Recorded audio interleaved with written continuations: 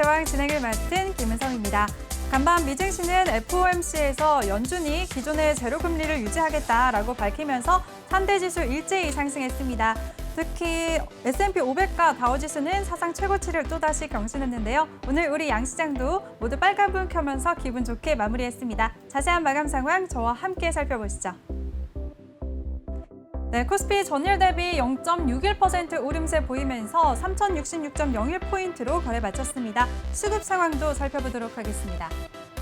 네, 코스피에서는 오늘 개인이 홀로 6천억 원대의 물량을 덜었고요. 반면에 기관과 외국인이 동반 매수 우위 보였습니다. 기관이 1,300억 원, 외국인이 4,800억 원대의 물량을 사들였습니다. 이번에는 코스닥 지수 살펴보시죠.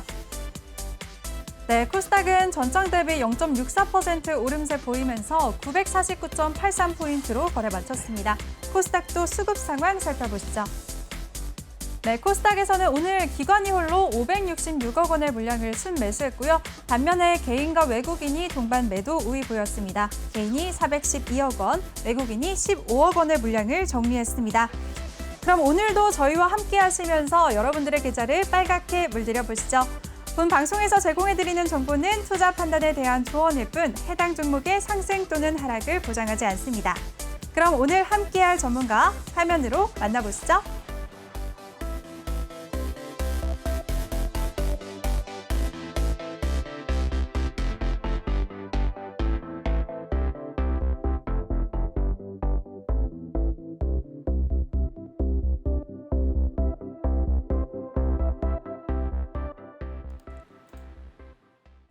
네, 스파이더 전문가, 서성민 전문가 두 분 나와주셨습니다. 안녕하세요. 네, 안녕하십니까. 네. 안녕하세요. 네, 우리 서성민 전문가님은 오늘 첫 출연이세요. 네. 시청자 여러분들께 간단하게 인사 부탁드릴게요. 네, 안녕하세요. 서성민 전문가라고 합니다. 탁월한 교육과 탁월한 수익률로 여러분들의 계좌를 꽃피워 드리도록 하겠습니다. 편하게 서쌤이라고 불러주시면 되겠습니다. 앞으로 잘 부탁드리겠습니다. 네, 서쌤 기대해 보겠습니다. 스파이더 전문가님도 다시 한번 인사 부탁드릴게요. 네, 안녕하십니까 시청자분들. 일단 이번 주 화요일 날 인사를 드렸다가 오늘 또 인사를 드리는데 오늘도 유익한 정보 많이 가져가시면서 계좌를 좀 빨갛게 물들이셨으면 좋겠습니다. 감사합니다. 네, 좋습니다. 오늘도 이렇게 두 전문가와 함께하는 만큼 두 배로 더 풍성한 종목의 제왕 기대하셔도 좋습니다. 먼저 저희 방송 참여 방법부터 알려드리겠습니다. 노란톡 오픈 채팅 검색창에 종목의 제왕 스파이더라고 검색을 하시거나 아니면 아래 보이는 QR코드 스캔하시면 링크가 뜨는데요. 그 링크 클릭하시면 바로 들어오실 수가 있습니다. 또 종목의 제왕 서성민이라고 검색하시거나 같은 방법으로 또 종목의 제왕 서쌤이라고 검색하시거나 하단에 있는 QR코드 스캔하고 한 번에 들어오시면 되겠습니다. 많은 참여 부탁드리겠습니다. 네, 그럼 전문가님들 본격적으로 시장 얘기 한번 해보도록 하겠습니다. 간밤 미증시 얘기부터 한번 해보도록 할까요? 네. 미증시에서 FOMC 결과가 나왔어요. 스파이더 전문가님, 미증시 어떻게 보셨나요? 일단 어제 새벽 3시에 FOMC 발표가 좀 있었죠. 근데 네. 저도 3시에 그 좀 발표를 좀 보고 잤는데 3시에 발표가 일어나자마자 나스닥 지수가 지금 거의 135포인트 상승, 그다음에 항생 홍콩 지수가 거의 한 200포인트 정도 상승을 좀 하면서 시장을 좀 이렇게 이끄는 모습을 좀 봤는데 시장 국내 시장도 그렇지만 해외 글로벌 시장도 그렇고 지금 오늘 S&P가 오늘 날짜로도 또 사상 최고치를 지금 갱신하면서 39,046.50포인트를 또 찍었어요. 그러면서 오늘 좀 조정을 좀 오고 있는데 S&P는 사상 최고치를 오늘도 갱신을 했고 그다음에 나스닥 지수 같은 경우에는 지금 금일 지수가 13,036포인트. 근데 오늘 고점이 13,267포인트입니다. 근데 구름대를 돌파하고 이평선 자체를 전부 다 돌파를 했는데도 불구하고 지금 약간 눌리는 모습이에요. 그러니까 지금 저항 자체는 13,264포인트 정도 되는데 이 라인을 좀 돌파를 해야 되는 이유가 날짜로 보신다라고 한다면 지금 2월 23일 화요일부터 해가지고 그 다음날 24 수요일, 그 다음에 뭐 25일 목요일 그걸 해가지고 쭉 보시면 여기 선을 아마 그거 보면 나스닥 지수는 여기 좀 보이실지 모르겠는데 좀 굵게 한번 칠해 볼게요. 네. 지금 이렇게 하면 좀 차트에 보이실지 모르겠는데 파란색으로 좀 차트에 좀 선을 좀 그어 드렸습니다. 근데 여기에 13,279포인트 이 자리 자체가 날짜를 보시는 대로 지금 여기 굉장히 많이 걸려 있죠. 그러니까 굉장히 중요한 자리라는 거죠. 차트를 좀 크게 보셔도 이 날짜에 차트가 전부 다 걸려 있는 모습이에요. 그러니까 여기도 저항을 돌파하지 못하는 모습이고 이런 식으로. 그래서 굉장히 이 자리에서 거의 뭐 캔들로 보면 1, 2, 3, 4, 5, 6, 7, 8, 9 거의 9번째 이 자리를 찍었는데도 불구하고 종가 자체는 넘기지 못했다라는 점에서 일단은 13,279포인트를 오늘 넘길 수 있느냐 이제 그게 좀 관건이 될 것 같고 네. 어쨌든 나스닥 지수에서 시가총액 종목 중들의 제가 이번 주 화요일 날도 말씀을 드렸는데 나스닥의 기술주들이 일단은 다우라든가 S&P 쪽으로 이동을 하면서 지금 기술주들이 좀 힘을 못 쓰는 모습이에요. 그렇다고 한다면 오늘 제가 봤을 때는 나스닥이 오늘 만기니까 오늘 만약에 양봉으로 가거나 내일 만약 금요일 날 이걸 갖다 띄워서 이 자리만 돌파해 준다고 한다면 S&P는 더 큰 속으로 상승할 수도 있고 그 다음에 시가총액 종목들이 좀 지수를 받쳐주면서 올라간다면 국내 코스피 지수도 많이 올라갈 수 있을 것이다. 근데 네. 지금 내일까지는 좀 소극적으로 대응을 하셔야 되는 게 나스닥 종가를 보고 좀 결정을 하실 필요가 좀 있을 것 같아요. 왜 그러냐면 기술주들이 지금 나스닥에 약간 기술주들이 상승을 갖다가 제한을 받는다고 하고 만약에 이평선을 갖다 다시 무너뜨리면서 중요 이평대인 구름대 안쪽으로 많이 들어온다. 그렇다라고 하면 S&P도 지금 굉장히 신고가를 계속 연이어서 신고가 갱신을 한 상황에서 약간 좀 고점 논란이 좀 많이 일어나고 있습니다. 그러니까 차익 물량이 나오면서 기술주들은 더 빠질 수도 있기 때문에 위쪽으로는 아까 말씀드렸던 13,279포인트의 돌파 여부, 그 다음에 S&P의 신고가 갱신을 지금 지속적으로 연이은 일주일간에 계속해서 상승을 했다라는 그 부분에 대해서 약간 좀 고점 논란이 좀 있기 때문에 오늘 제가 봤을 때 금요일이 굉장히 오늘하고 금요일이 중요할 것 같아요. 내일까지. 그래서 이번 주까지는 좀 소극적인 자세로 좀 대응을 하시되 다음 주에 어떤 이제 중요 이평대의 돌파 여부와 아니면 이평들이 무너지는지 추세가 가라앉는지 차익 실현 물량이 나오는지를 확인하시고 대응을 하시면 좀 괜찮게 대응하실 수 있지 않겠나 이렇게 좀 생각하고 있습니다.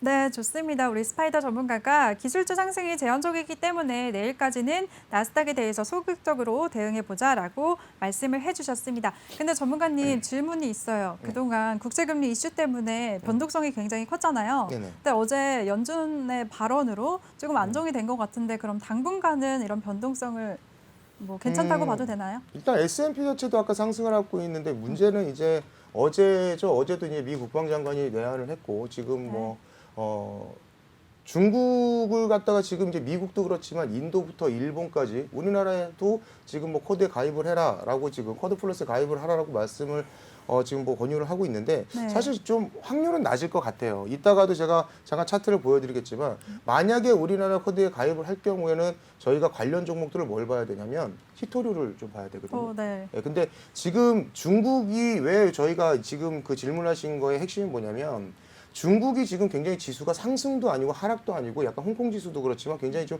행보를 치고 있는 모습이에요. 그리고 어제도 FOMC 발표가 있었지만 오늘까지도 사실 S&P는 신고가 갱신을 했다고 하지만 나스닥 지수는 지금 어찌 보면 그냥 제자리인 거거든요. 네. 어제보다도 그저께보다 다운됐단 말이에요.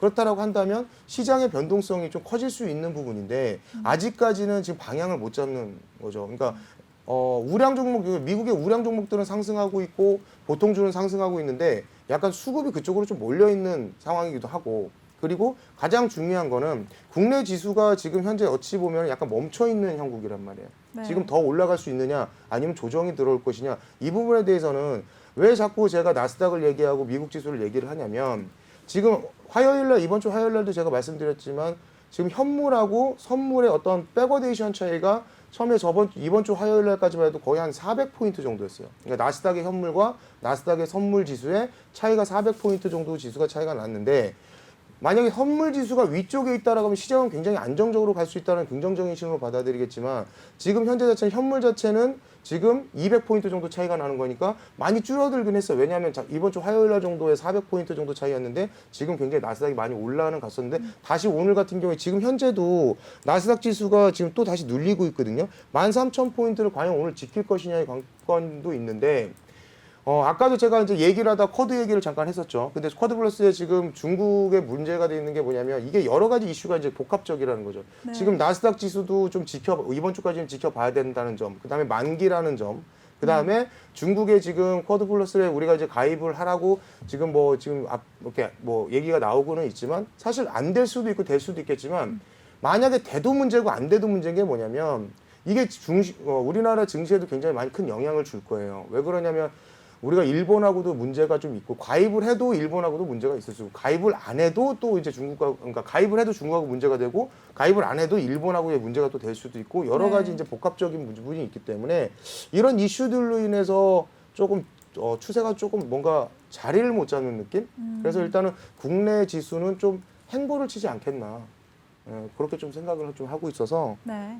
조금 제가 봤을 때는 3월 달이 끝나기 전까지는 조금 약간 추세가 잡힐 때까지는 중요 2평 아까 말씀드렸듯이 나스닥의 신고가 갱신을 그러니까 중요 아까 2평 자리인 13,279포인트를 돌파하느냐 아니면 홍콩의 어떤 그 지금 압박이 지금 미국하고의 어떤 그런 지금 압박 자체가 지금 뭐 무역 협정도 좀 다시 뭐 일어날 수 있을 것 같은데 여러 가지의 뭐 이슈들이 좀 많이 엮여 있기 때문에 좀 그런 지수를 좀 어떤 그런 상황들을 좀 지켜봐야 되지 않겠나 좀 그렇게 좀 보고 있습니다. 네, 좋습니다. 우리 스파이더 전문가가 주변국 정세와 쿼드 가입 이슈까지 잘 지켜보자라고 정리를 해주셨어요. 네, 서쌤은 어떻게 보셨나요, 미증시? 일단 네. 미증시의 핵심은 FOMC의 회의 결과였죠. 네. 그래서 그 회의 결과를 지켜보는 투자자들, 특히나 서학개미 분들은 밤잠을 못 이루셨을 거예요. 네. 워낙에 변동성이 크다 보니까 어제는 장이 많이 움직이는 날일 수밖에 없었거든요. 그런데 사실 FOMC 결과를 딱 꺼내놓고 보면 네. 기존하고 같은 스탠스를 취한다라는 게 논점입니다. 금리를 동결을 했죠. 근데 금리 동결은 만약에 FOMC에서 금리를 인상한다라 했으면 얘네는 세계의 거짓말쟁이가 되는 거기 때문에 금리 인상을 할 수가 없는 상황이었고 시장이 원하는 것은 오퍼레이션 트위스트 또는 YCC 등 일드 커브 컨트롤이라고 해서 금리를 잡아주는 그 추가적인 액션들을 기대를 했단 말이에요. 그런데 네. 그런 추가적인 액션은 취하지 않았지만 제롬 파월 긍정적인 의장이 말을 상당히 했죠? 똑딱한 게 뭐냐면 일단은 물가가 어느 정도 올라가는 걸 용인해 주겠다라고 했습니다. 왜냐하면 우리가 지금 금리상으로 가장 우려가 됐던 부분은 경기가 살아나는 신호가 세게 나오면서 물가 상승, 즉 인플레이션 압력을 받고 있다라는 부분이 시장의 관심사였기 때문에 그 우려를 잠재워주는 말을 한 거예요. 되게 똑똑한 말을 한 거죠. 그러니까 아다르고 어다르다고 생각을 하시면 되는데 제롬 파월 의장은 투자자들의 그러한 고민을 한 방에 씻겨줬다라고 보시면 되겠고요. 이제 FOMC가 4월에도 있고 이제 5월에도 있습니다. 그런데 4월에는 별일이 없을 것 같아요. 그렇기 때문에 한 달 동안은 그 FOMC 결과를 두고서 우리가 긴장을 하거나 그러진 않아도 되겠다라고 생각을 하시면 될 것 같습니다. 왜냐하면 미국의 경제 성장률 자체를 6.5% 정도 될 거다라고 예상을 해놓고 그 안에서의 물가 상승률 용인치도 어느 정도 용인을 해준다라는 식의 언급을 했기 때문에 그런 부분에서는 시장이 당분간은 어느 정도 안도랠리를 펼칠 수 있는 조건을 만들어줬다라고 생각을 하고 있거든요. 그래서 그런 부분에 집중을 해서 보신다고 한다면 오늘의 뭐 주가 상승 사실은 우리 시장의 상승세는 그렇게 네. 만족스럽진 않았어요. 네, 0.6%대인데 제가 생각했던 수준은 아니었지만 그래도 수급상에 어느 정도 반전이 있었다라는 점. 그리고 사실 금융투자가 시초에 되게 수량이 많이 들어오다가 나중에 외국인한테 그 물량을 떠넘기는 모습을 보였거든요. 그래서 그런 모습으로 봤을 때 지수는 어느 정도 갇힌 선에서 조금 등락을 보이겠지만 개별 종목 장세라든가 아니면 섹터별 주도주는 계속 나오는 그런 장세를 연출할 거다. 이렇게 생각을 하시면 아주 마음이 편하실 거다. 이렇게 정리를 해드리도록 하겠습니다.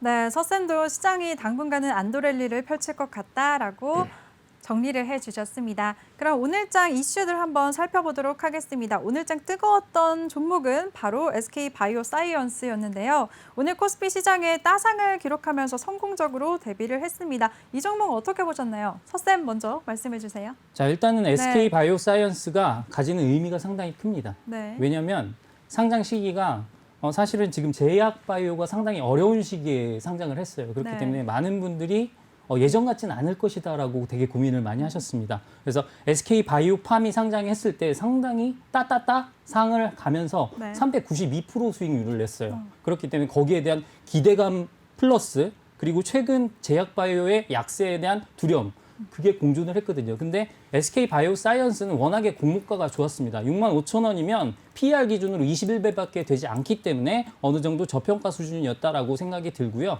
거기에다가 이제 기관의 의무 보유 수량이라고 해야 되죠. 네. 의무 보유 수량이 82% 정도 되기 때문에 그런 부분에서 매물 압박도 적었다라고 생각을 하시면 될 것 같아요. 그런 상황에서 최근에 공모주에 대한 논란은 개인 투자자분들이 아무리 돈을 많이 넣어도 수장 배정을 많이 못 받았잖아요. 거기에 대한 부분도 일부 해소를 해준 측면이 있기 때문에 물론 받으신 분들 입장에서는 그래도 적은 수량이겠지만 그래도 어느 정도 경쟁적인 그런 구도를 만들어 주셨기 때문에 그런 부분에서 봤을 때 시장에 상당히 큰 관심을 보였다. 그리고 SK 바이오사이언스가 상장된 지금 이 시점에서 제약바이오주들이 바닥을 찍고 반등하는 모습이 나오면서 향후 이제 제약바이오주들에 대해서 조금 더 다른 시각으로 접근할 수 있는 그런 안목을 마련해 줬다라고 생각을 하시면 될 것 같습니다. 제약바이오 섹터의 문제점은 여러분들은 아시겠지만 HLB 사태 그리고 뭐 바이넥스 사태 이런 사태 등등 조금 이제 그 신빙성의 문제 그런 부분들이 있었거든요. 그리고 아무래도 재무 구조적인 부분도 있었는데 이제 3월 달이 됐기 때문에 감사 보고서가 모두 제출이 마감될 거예요. 주총을 앞두고. 그래서 그런 부분들이 마무리된다라면 이전의 실적이 아니라 앞으로의 기대감으로 주식이 갈 수 있는 그러한 시즌이 오기 때문에 제약바이오를 다시 볼 수 있는 그런 토대가 될 수 있다. 그것까지 연관시켜서 SK 바이오사이언스를 생각을 해주시면 될 것 같습니다. 그리고 또 한 가지 체크를 하셔야 될 부분은 SK 바이오팜은 신약 개발 업체이기 때문에 밸류가 나오지 않아요. 밸류에이션이 나오지 않음에도 불구하고 상당히 시장의 관심을 오로지 관심으로만 올라갔던 주식이다라고 한다면 SK 바이오사이언스는 실적이 되는 종목이고요. 피어 그룹에서 우리가 대조할 수 있는 그런 종목 중에 하나가 노바백스라는 글로벌 기업인데 그 회사의 시총이 16조 정도 되거든요. 그래서 그 시총에 맞먹는 수준의 그 시총을 갈 수 있다라고 생각을 하면 내일까지는 좋은 흐름 펼쳐지지 않을까 이렇게 생각을 해보고 있습니다. 그럼 내일도 그럼 따상상을 갈 수 있을 거라고 제 보시나요? 생각 제가 한번 네. 찍어서 맞춰보겠습니다. 네. 내일 아침에 상한가 부근에서 시작을 해서 조금 밀린다. 이렇게 예측을 해보도록 하겠습니다. 물론 네. 이건 재미로 하는 예측은 아니고요. 개인 투자자분들의 심리를 한번 생각을 해봤을 때 제약 바이오 섹터에 대한 그런 불신이 아직 다 해소되진 않았어요. 왜냐하면 오늘 제약 바이오 섹터가 많이 따라오진 못했거든요. 그리고 특히나 네. 신규 상장한 제약 바이오 섹터의 그런 신규 공모주들 있잖아요. 그런 애들이 많이 따라와 올라와 줘야 되는데 뭐 프레스티지 바이오 등등은 따라 올라와줬지만 그런 부분이 예전에 SK 바이오팜 사태와 비교했을 때 오늘 좀 약했다 이렇게 보이기 때문에 따따따는 못 갈 것 같다 이렇게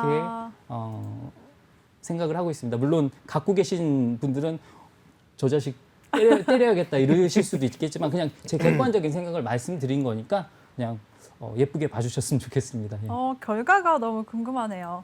네, 그럼 반면에 스파이더 전문가님은 어떻게 예상하시나요? SK 바이오사이언스에 대해서 어떻게 보셨는지랑 또 내일 흐름 어떨지 짚어주세요. 일단은 SK 바이오팜이나 아니면 빅히트도 마찬가지였는데 빅히트 같은 경우에는 개인 투자가들이 약간 좀 낭패를 초반에 좀 봤어요. 네. 빅히트 같은 경우에는 지금 시가총액 지금 8조 8천억인가요? 8조 8천억 정도 되고 비슷한 지 SK 바이오팜 같은 경우는 8조 3천억 정도 되는데 차트를 보면 SK 바이오팜도 처음에 상장을 하고 나서 굉장히 주가가 올라갔다가 위쪽에서 개인들이 물렸던 어떤 그 부분에서 굉장히 고통을 좀 많이 받고 지금도 사실은 신저가를 갱신하고 있습니다. 그리고 나서 빅히트 같은 경우에도 공모가에서 따상을 가고 그 다음에 위 고점에서 기관들이 이제 매물을 출현하면서 사실적으로는 개인 투자가들 굉장히 많이 빅히트에 좀 많이 물렸죠. 그러면서 사실 지금도 상장가를 밑돌고 있는 상황인 거고 그래서 주가가 굉장히 많이 빠졌다가 다시 올라오긴 했습니다만 상장가 부근도 아직 못 왔어요. 그렇다라고 한다면 SK 바이오사이언스 같은 경우에는 지금 내일 아까 지금 서 대표님께서 말씀하신 대로 또 뭐 개미들은 또 붙겠죠. 붙어서 네. 저도 그렇게 생각해요. 내일 일단은 굉장히 높은 가에 형성이 되고 그리고 나서 눌리지 않겠나라고 좀 생각을 하는데 일단은 굉장히 높은 가에 형성된다는 생각은 저도 한 표예요. 근데 문제는 과연 거기에 우리가 어떤 자기의 자금을 넣어서 덤빌 수 있을까라는 생각은 빅히트나 SK 바이오팜을 보시면서 약간 좀 학습 효과를 좀 가지셨으면 좋겠다라는 좀 조언을 좀 드리고 싶습니다. 네, 좋습니다. 우리 스파이더 전문가님, 서쌤 두 분 다 같은 예상을 해주셨어요. SK 바이오사이언스에 대해서 내일 일단 좋게 시작을 하지만 조금은 밀릴 것 같다라고 조심스럽게 예측을 해주셨는데요. 그럼 두 분한테 다시 질문을 드릴게요. 지금 혹시 시청자분들도 지금 보유하신 분들이 있으실 거 아니에요. 보유하신 분들은 지금 매도 타이밍이 정말 관건인 것 같거든요. 눈치 싸움이 시작될 것 같은데 이 종목 갖고 계신 분들은 어떻게 대응을 해야 될까요? 저는 이렇게 네. 생각을 합니다. 일단은 갖고 계신 분들이라면 내일 예측한 대로 만약에 갭 상승을 한다라고 한다면 절반 정도 비중을 줄여놓고 나머지는 오늘 종가 정도에 익절을 걸어두시는 게 어떨까? 투자 전략으로 그런 전략이 좋거든요. 그래서 네. 내가 내 수익률을 극대화하는 방법 중에 하나가 분할 매도라는 부분이 있습니다. 왜냐하면 다 팔았는데 또 더 올라가면 아깝잖아요. 배 네, 아프고 그러다 맞아요. 보니까 그런 분들을 위해서 실행할 수 있는 거는 분할 매도 전략이다 이렇게 말씀을 드릴 수가 있겠고요. 투자자분들은 똑같은 종목을 어느 시점에 파느냐에 따라서 기분이 많이 좌우되기 때문에 맞아요. 그런 부분들을 생각했을 때는 분할 매도 전략이 좋지 않겠느냐 이렇게 생각을 하고 있습니다. 네, 좋습니다. 우리 스파이더 전문가님은요? 아까도 얘기했지만 SK 바이오사이언스의 시가총액이 지금 12조 3천억이 넘어요. 그렇다고 한다면은 같이 얘기했던 그렇게 굉장히 이슈를 끌었던 빅히트라든가 아니면은 SK 바이오팜 같은 경우에는 8조 8천억에 8조 8천억, 8조 3천억밖에 안 되는 반면에 지금 SK 바이오사이언스 같은 경우에는 12조 거의 3천억이 넘는 시가총액 28위를 갖다가 가져갔다라는 건 뭐냐면 이 시총을 왜 봐야 되냐면 네. 굉장히 이슈를 끌었던 건 빅히트도 마찬가지입니다. 빅히트도 마찬가지고 SK 바이오팜도 마찬가지였지만 8조대에서 8조 초반에 머무르는 반면에 지금 SK 바이오사이언스 같은 경우는 12조 2천억이 넘어갔다라는 건 뭐냐면 그만큼 이슈가 집중됐고 굉장히 투자가 많이 이루어졌다는 얘기고 매물대가 있다는 얘기예요. 그렇다고 한다면 쉽게 거품이 빠지진 않을 거라는 생각도 듭니다. 그러니까 쉽게 말해서 한번 따상 더 갈 수 있다라고 생각하고 주가가 더 올라갈 수 있다고 생각을 하는데 저라면 제가 만약 보유를 안 하고 있는 상태라고 하면 들어가는 게 조금 망설여질 수도 있는데 네. 보유하고 있다면 전 좀 더 가져가는 것도 나쁘지 않을 것 같아요. 시총을 봤을 때. 네, 좋습니다. 두 분의 대응 전략 잘 참고해 보시길 바라겠습니다. 참여 방법 다시 한번 알려드릴게요. 노란톡 오픈 채팅 검색창에 종목의 제왕 스파이더라고 검색을 하시거나 아니면 종목의 제왕 서쌤이라고 검색하고 들어오시면 됩니다. 하단에 보이는 QR코드 핸드폰 카메라로 스캔하시면 한 번에 더 빠르게 들어오실 수가 있습니다. 네, 그리고 전문가님들 또 바이오 업계에서 큰 행사를 앞두고 있잖아요. 다음 달 10일부터 세계에서 가장 권위 있는 암학회가 미국에서 열리는데요. 어떤 업체들이 참가하나요? 서쌤? 일단은 네. AACR이라고 알고 계실 거예요. 네. 그래서 그 미국 암학회 같은 경우에는 일단 1월에 JP모건 헬스케어 컨퍼런스가 네. 있었잖아요. 그래서 그게 세계 최대의 투자 행사다라고 생각을 하시면 되겠고 일단 학회라는 이름은 달고 있지만 바이오 기업들 입장에서는 투자 설명회다라고 생각을 하시면 될 것 같습니다. 지금 주목받는 업체 중에 하나가 메드팩토, 그다음에 앞타바이오, 유틀렉스 이런 종목들이 있거든요. 그래서 그 종목들의 차트 흐름을 보시면 다른 제약 바이오 업종들보다는 조금 최근에 좋은 흐름을 보였단 말이에요. 그런데 투자자분들께서 주의하셔야 될 부분 중에 하나가 이런 행사들은 미리 스케줄을 알아놓고 네. 이전에 매매를 하셔야 된다라는 겁니다. 특히나 올해는 코로나 때문에 네. 비대면으로 진행이 돼요. 그러다 보니까 스킨십이 부족해서 JP모건 헬스케어 컨퍼런스 때도 마찬가지로 행사가 끝나고 나서 주가가 급등한 종목이 없습니다. 예전에는 행사가 끝나고 나서 선별적인 급등을 한 종목들이 있었는데 이번에는 스킨십이 부족했기 때문에 그런 부분이 없었거든요.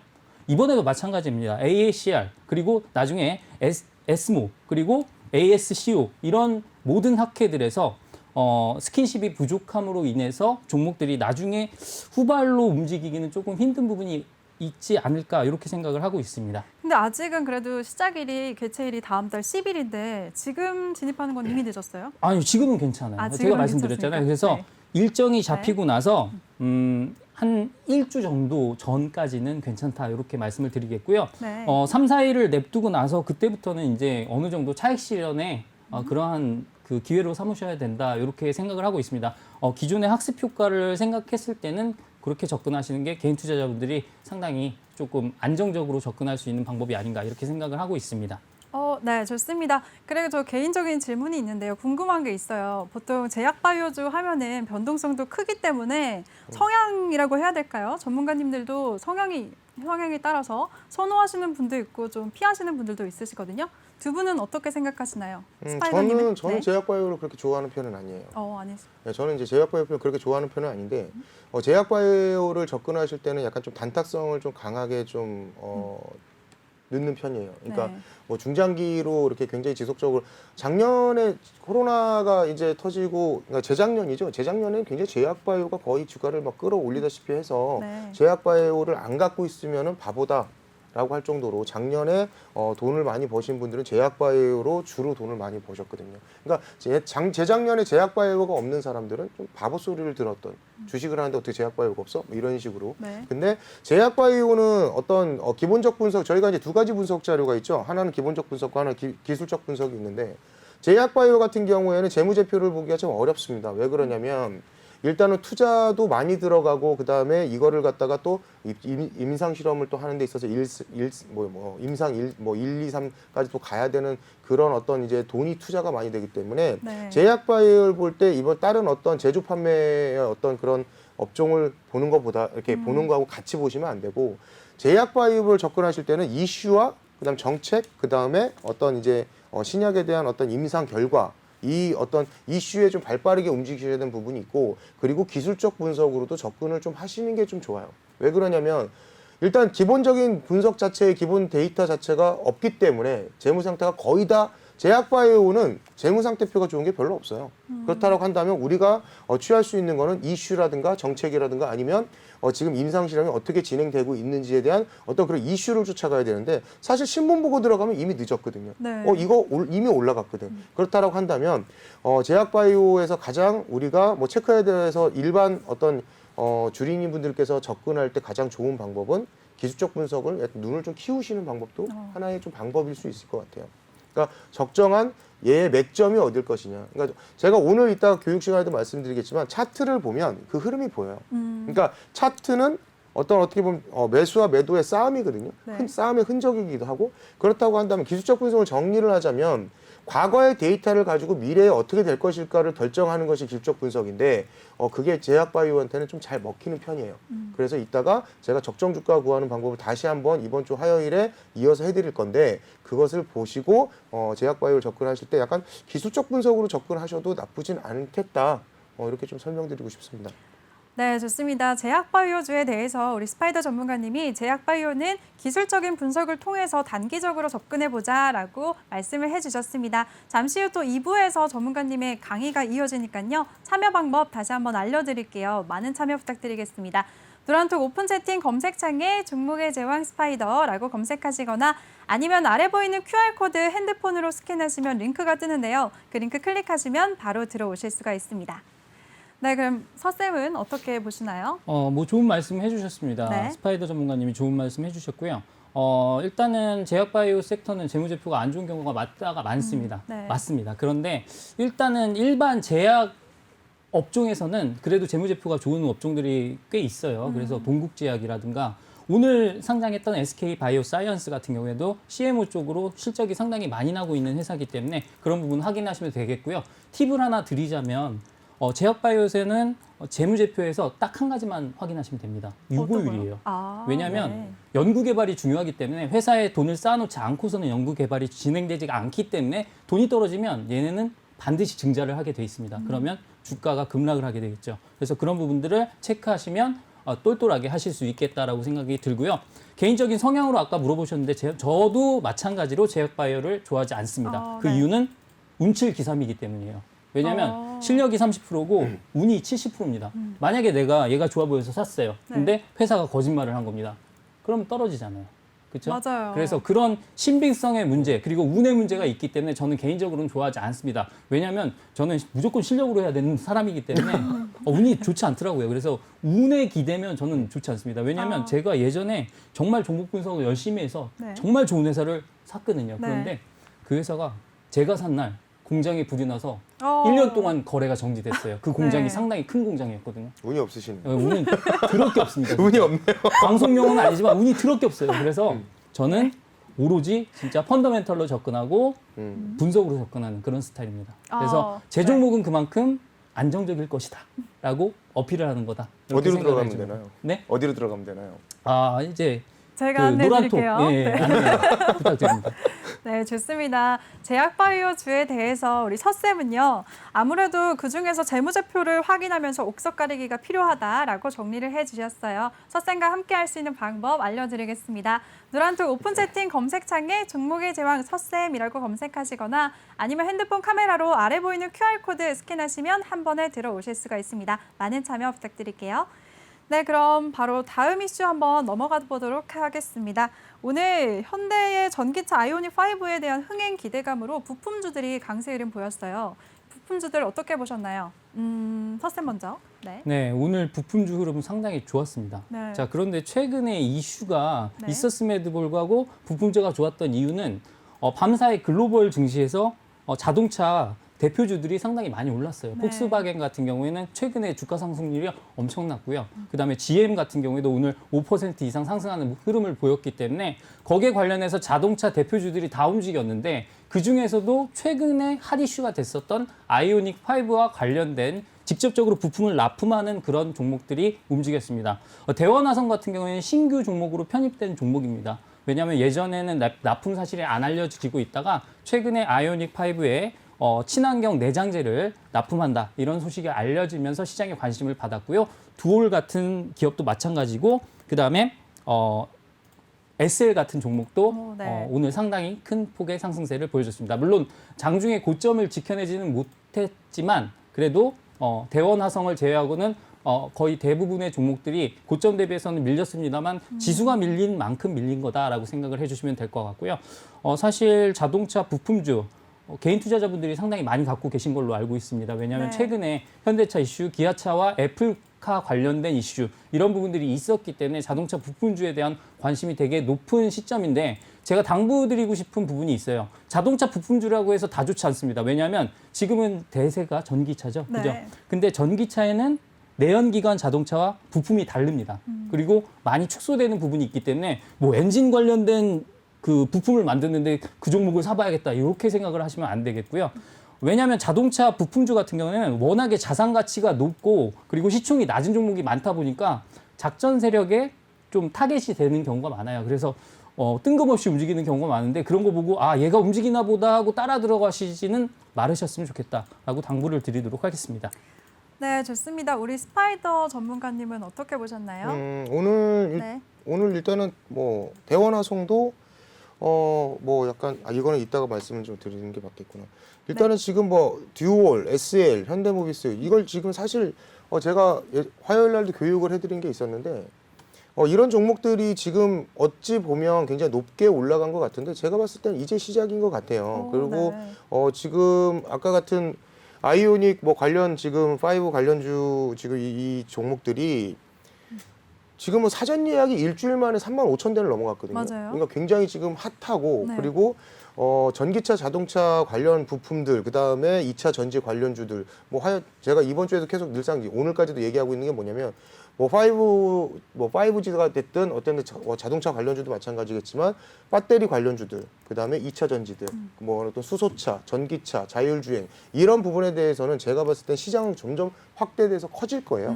그렇다고 한다면 이런 부분에 대해서는 중장기 종목들 좋아하시는 분들은 이런 종목들은 좀 관심 있게 가지셔서 지금부터 투자를 하셔야 되는 게 맞지 않나. 그러니까 단기간에 어떤 지금 주린이 분들께서 가장 안 되시는 게 뭐냐면 지금 빨리 돈 벌고 싶어. 지금 빨리 투자를 해서 나의 투자금을 50% 30% 증가를 시키고 싶어라고 얘기하시는데 네. 실질적으로 주식을 정말 잘하시는 고수분들께서는 굉장히 중장기로 굉장히 안정적인 어떤 재테크를 하시거든요. 근데 요즘에 연령대가 낮아지면서 물론 연령대가 낮다 그래서 뭐 이렇게 무시하는 건 아닌데 연령대가 낮은 분들이 대체로 약간 성격이 급해요.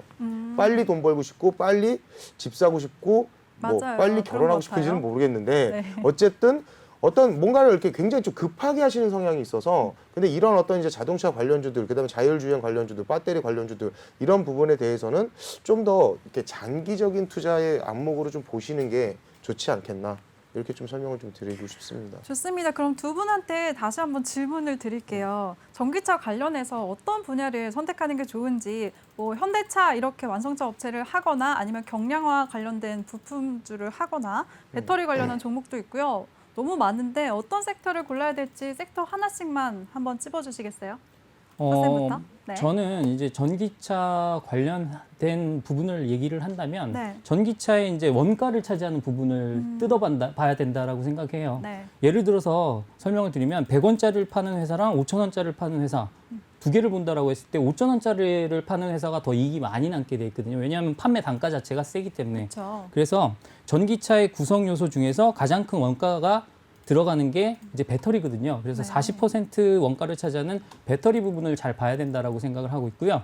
그 중에서도 이제 배터리 관련 소재 업종을 잘 봐야 된다라고 생각을 하고 있습니다. 그래서 배터리 관련 소재 업종을 잘 봐야 되는 이유는 배터리 관련해서도 장비 업종도 있고 그리고 여러 가지 그 관련 업종들이 있지만 가장 중요한 건 소재라고 생각을 할 수밖에 없어요. 왜냐하면 장비는 한 번에 들어가고 세팅이 되면은 나중에 소재만 계속 쓰거든요. 네. 근데 어느 정도 장비에 대한 투자는 이제 1단계 되었다. 물론 시장은 계속 커지기 때문에 계속해서 증설이 있겠지만 일단 1차적으로는 다 들어간 부분이 있기 때문에 향후 시장 성장률을 생각을 했을 때 소재는 계속 쓰일 것이다. 특히나 소재 중에서도 우리가 흔히 말하는 최근의 전기차의 이슈는 안정성 문제입니다. 그래서 안정성을 해결해 주는 문제. 예를 들어서 스파크가 일어난다거나 이런 부분을 잠재울 수 있는 첨가제를 만드는 그러한 업체들.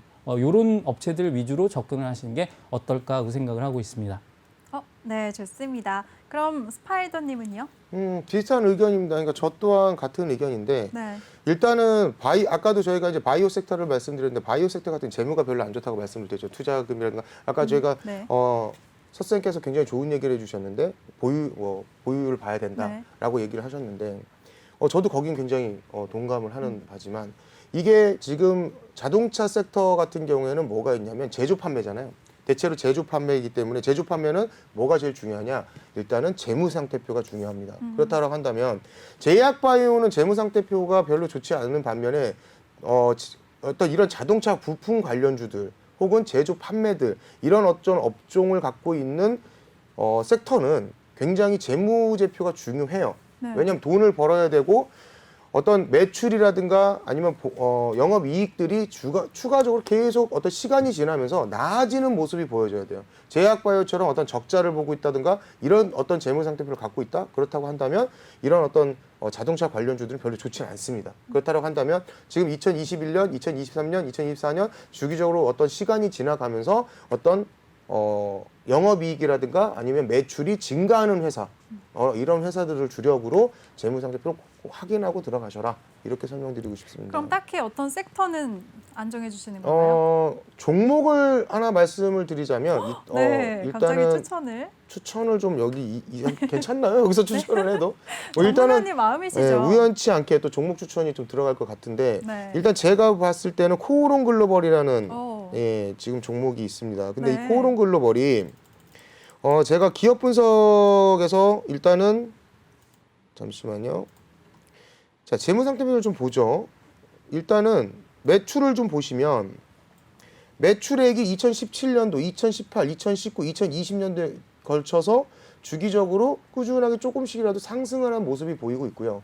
그다음에 영업이익 또한 굉장히 지금 2020년도에 굉장히 좀 많이 큰 폭으로 증가하는 게 보이시죠. 그래서 영업 분야 자체도 코오롱 지금 글로벌이라는 이 회사가 매출, 영업이익, 그다음에 당기순이익도 굉장히 큰 폭으로 3배 이상 뛰는 모습을 볼 수 있는데 그렇다고 한다면 지금 주가가 좀 많이 올라왔지만 주가를 굉장히 줄여서 보도록 하겠습니다. 네. 자, 이렇게 보신다라고 한다면 이게 일봉이거든요. 네. 아직 많이 올라갈 수 있겠네? 라고 보여지는 거죠. 그러니까 만약에 차트를 이런 식으로 보신다면 와 이거 너무 많이 올라간 거 아니야? 라고 얘기하시겠지만 차트를 굉장히 줄여서 이 종목의 어떤 전체적인 흐름을 보신다고 했을 때는 아직도 올라갈 자리가 많다. 그렇게 보신다고 한다면 중장기 종목, 단기적으로도 괜찮고 단기적으로도 이 종목 같은 경우에는 지금 32,000원 혹은 지금도 좀 더 남았어요. 제가 봤을 때는 지금 3만 원까지는 무난하게 올라갈 수도 있고 그 이상을 중장기로 쭉 가져가신다라고 한다면 더 이상 뭐 추가적으로도 계속 상승의 어떤 흐름을 탈 수 있다라고 판단되기 때문에 일단 이 종목이 또 좋은 이유가 바이든 정부의 어떤 정책과도 맞물려 있어요. 친환경 에너지 쪽하고도 관련돼 있고 네. 자동차 부품 쪽으로도 관련돼 있고 굉장히 여러 가지 그러니까 재무 좋고 차트 좋고 영업이익 그러니까 뭐 다 좋아요. 그러니까 정부 정책도 좋고 차트도 좋고 뭐 종목 자체에 어떤 모든 나쁠 게 없어요. 세 가지가 맞아떨어 기본적 분석과 기술적 분석과 정부 정책과도 맞아떨어지기 때문에 네. 이런 종목은 무조건 가져가야 되지 않나라고 좀 판단을 하고 있습니다. 네, 무조건 가져가야 될 것 같은데 그럼 가격 전략 자세하게 한번 다시 세워주세요. 진입가는 언제 진입할까요? 이 종목 정말 좋은 종목이죠. 그러니까 네. 코오롱 글로벌은 정말 좋은 종목인데 이 종목에 대해서 그러니까 제가 말씀드리죠. 좋아, 알겠어. 언제 들어가서 언제 팔아야 돼. 네. 예, 카톡방에 들어오시면 노란톡방에 들어오시면 설명드리도록 네. 하겠습니다. 좋습니다. 우리 스파이더 전문가님은 종목 추천을 갑자기 해주셨어요. 여러분들에게 선물을 주셨는데요. 코오롱 글로벌을 추천해 주셨고요. 자세한 가격 전략은 노란톡방에서 얻으실 수가 있습니다. 참여 방법 다시 한번 알려드릴게요. 노란톡 오픈 채팅방 검색창에 종목의 제왕 스파이더라고 검색하시거나 아니면 핸드폰 카메라로 아래 보이는 QR코드 스캔하시면 한 번에 들어오실 수가 있습니다.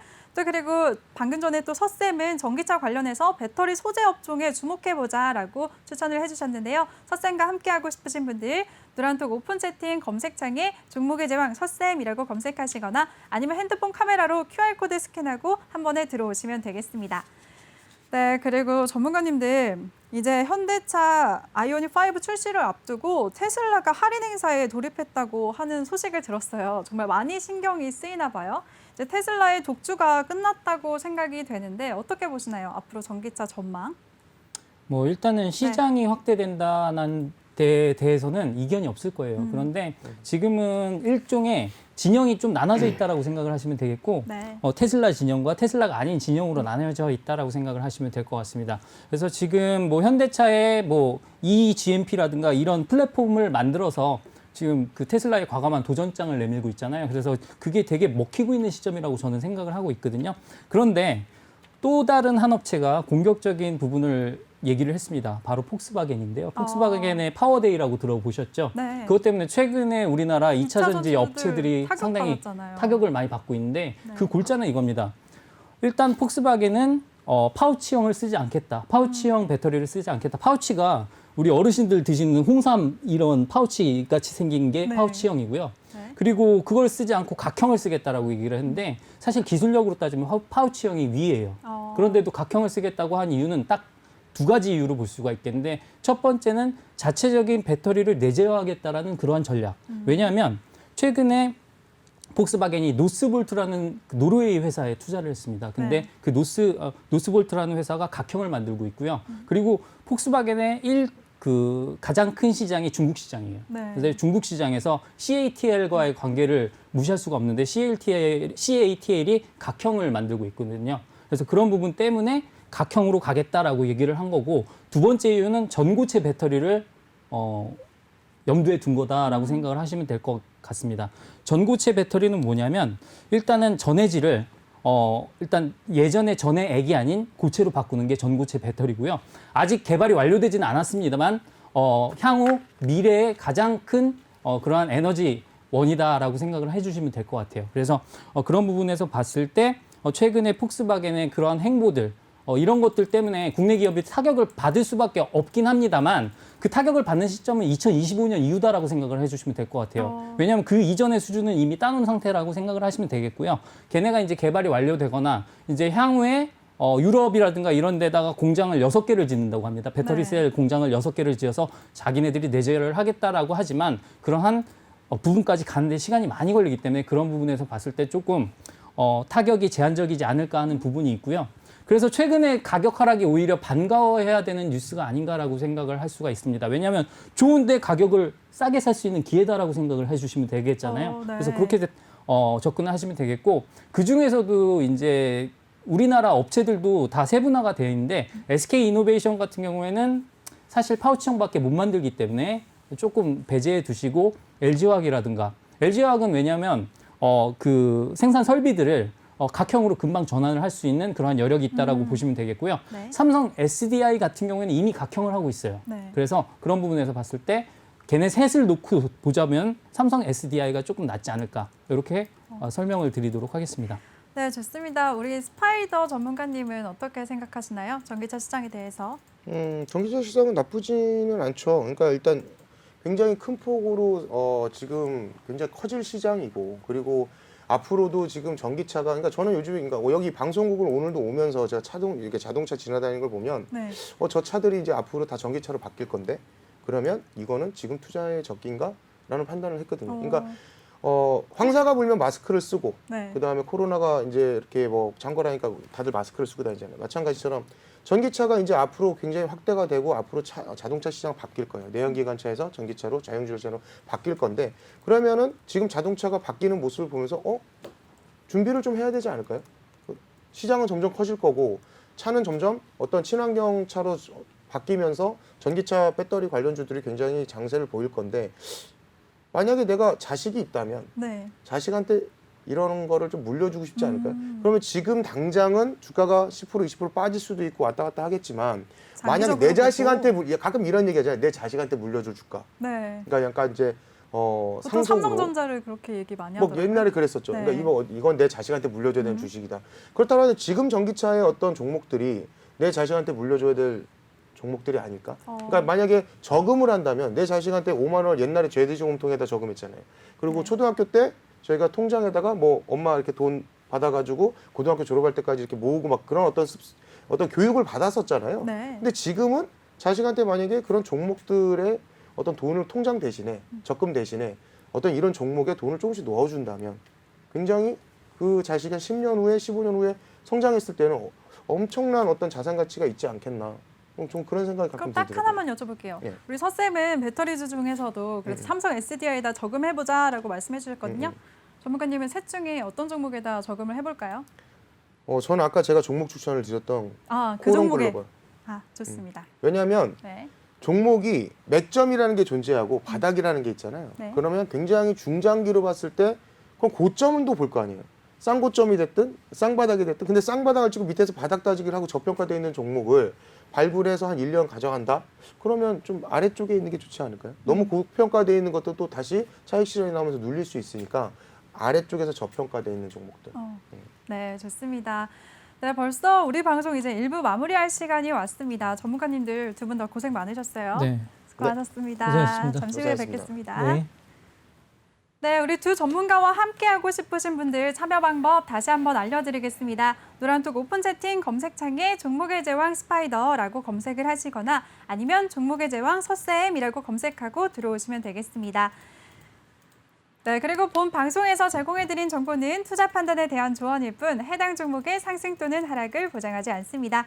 그러면 저희는 잠시 후 2부에서 다시 찾아뵙도록 하겠습니다. 시청해주신 여러분 고맙습니다.